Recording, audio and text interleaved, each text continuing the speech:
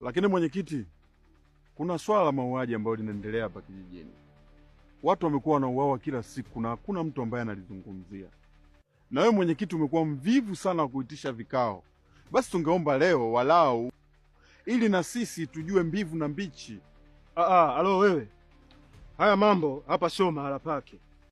Na ndio maana nimesema nitaitisha mkutano mwingine kwa sababu tunavyoendelea kuchelewa hapa na ndio tunachelewa kushughulikia matatizo ya matumbo.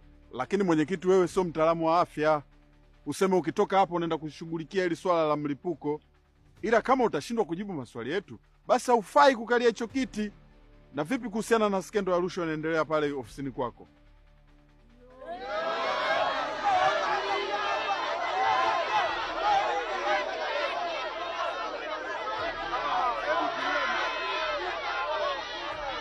Naomba tusikilizane. Sasa ugomvi wa nini hapa? Kwa nini msitulie tukaelewana?